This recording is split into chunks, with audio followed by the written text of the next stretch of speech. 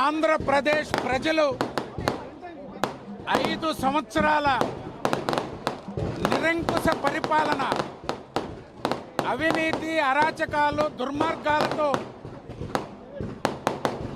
పరిపాలన కొనసాగించిన వైఎస్ఆర్ కాంగ్రెస్ పార్టీని, ముఖ్యమంత్రి జగన్మోహన్ రెడ్డిని ప్రజా తీర్పుతో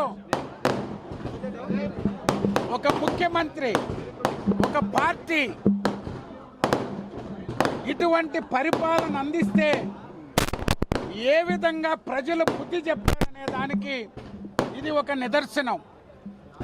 అధికారంలోకి వచ్చిన నాటి నుంచి తెలుగుదేశం పార్టీని అణిచివేయాలా, చంద్రబాబు నాయుడు గారిని ఎలా ఇబ్బంది పెట్టాలనే ఆలోచన తప్పితే 151 సీట్లు ఇచ్చినటువంటి ప్రజల గురించి ఆలోచన చేయకుండా బటన్ నొక్కానని మోసం చేసిన ముఖ్యమంత్రికి ఏ బటన్ నొక్కుడు పేరుతో, ఏ పేదలు పెత్తందారుల విభజన పేరుతో, కులాల పేరుతో, మతాల పేరుతో రాజకీయ చెలగాటమాడిన జగన్మోహన్ రెడ్డికి ప్రజలు అమాయకులు కాదు, అవసరమైనప్పుడు తీర్పునిస్తారనే దానికి ఒక నిదర్శనం.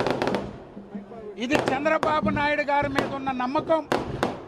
లోకేష్ బాబు ఈ రాష్ట్రానికి యువగళం పాదయాత్ర ద్వారా ప్రజల్లో చైతన్యపరిచినటువంటి తీరు, పవన్ కళ్యాణ్ గారు తెలుగుదేశం పార్టీ అధినాయకుడు చంద్రబాబు నాయుడు గారికి అనేక ఇబ్బందులు ఎదుర్కొంటున్నప్పుడు ఈ ఆంధ్రప్రదేశ్ ప్రజల్ని కాపాడాలంటే చంద్రబాబు నాయుడు గారితో కలిసి పనిచేస్తాను, ఆయన నాయకత్వం అవసరం, ఆయన అనుభవం అవసరం, రాజకీయాలకు అతీతంగా ఎటువంటి ఆలోచన లేకుండా రాష్ట్ర ప్రయోజనాలే లక్ష్యంగా పవన్ కళ్యాణ్ గారు చంద్రబాబు నాయుడు గారికి అండగా నిలిచారు.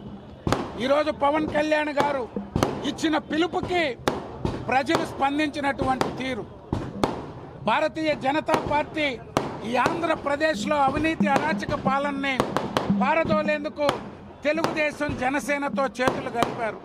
మొత్తంగా ఎన్డీఏ కూటమికి ఈ దేశంలోనే ఎప్పుడూ లేనటువంటి విజయం. తెలుగుదేశం పార్టీ స్థాపించిన నాటి నుంచి ఏనాడు రానటువంటి విజయం. 101వ జయంతి నందమూరి తారక రామారావు గారి సందర్భంగా ఈ యొక్క విజయాన్ని అందించి నారా చంద్రబాబు నాయుడు గారికి ఈరోజు కేంద్రంలో, రాష్ట్రంలో ఈ ఆంధ్రప్రదేశ్ని గాడిలో పెట్టేందుకు ఒక అపూర్వ అవకాశం ప్రజలు అందించారు. ప్రజలకి, ప్రతి ఒక్కరికి పేరు పేరున ధన్యవాదాలు తెలియజేసుకుంటూ పవన్ కళ్యాణ్ గారికి, భారతీయ జనతా పార్టీకి, జన సైనికులకి ఈ విజయాన్ని అందించిన తెలుగుదేశం పార్టీ కుటుంబ సభ్యులు అహర్నిశలు కేసులు లెక్కబెట్టల, దౌర్జన్యాలు, దోపిడీలు, అరాచకాలకి లెక్క చేయకుండా చంద్రబాబు నాయుడు గారు, లోకేష్ వెన్నంట నిలిచిన నాయకులు, కార్యకర్తలు, కుటుంబ సభ్యులందరికీ చేతులెత్తి నమస్కరిస్తున్నాం. అద్భుతమైన విజయం. భారతదేశంలోనే ఏ పార్టీ కూడా సాధించిన ఘన విజయం.